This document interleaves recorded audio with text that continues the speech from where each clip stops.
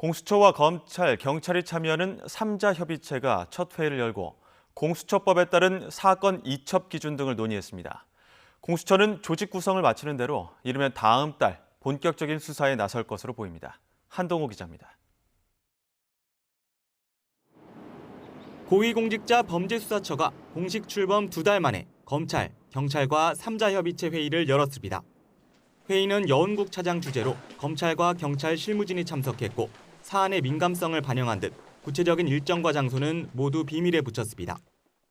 3자 협의체 관련해서 지금 어떤 식으로 논의하실 예정이신지? 그거는 사실 지금 말씀드리긴 그런 것 같은데 제가 참석하는 것도 아니고. 네. 이첩 관련해가지고 좀 논의가 된다라고 지금 다들 좀 생각하고 있는데. 그것도 의제 중에 하나. 첫 회의에선 공수처법에 규정된 수사기관 사건의 통보, 이첩 조항을 어떻게 해석하고 적용할지에 논의에 초점이 맞춰졌습니다. 공수처법을 보면 공수처와 다른 수사기관 수사가 중복될 경우 공수처장은 이첩을 요청할 수 있고 이첩받은 수사기관은 이에 응해야만 합니다. 다만 공수처장은 다른 수사기관 수사가 적절하다고 판단하면 해당 기관의 사건을 이첩할 수도 있습니다. 문제는 구체적인 이첩 기준이 모호하다는 점입니다. 앞서 공수처는 김학의 전 법무부 차관의 불법 출국 금지 의혹 사건을 검찰에서 이첩받고도 아직 검사와 수사관이 없다는 이유로 검찰에 재이첩했습니다.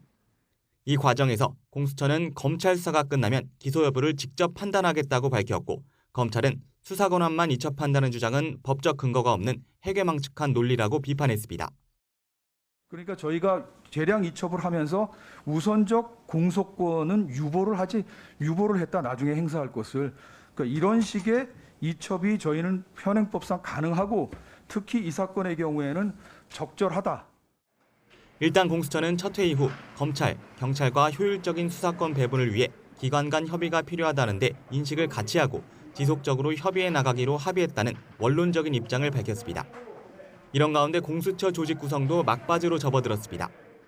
평검사는 이미 면접을 마친 뒤 후보 명단을 청와대에 보냈고 부장검사도 이번 주 면접이 시작돼 추천까지 마무리될 것으로 보입니다. 김준욱 처장은 이르면 다음 달 본격 수사가 가능할 거라는 전망도 내놨습니다. 다만 공수처 검사가 모두 채용돼도 법무연수원 교육 등을 거쳐야 하는 만큼 실제 수사 착수까지는 좀 더 시간이 걸릴 것으로 보입니다.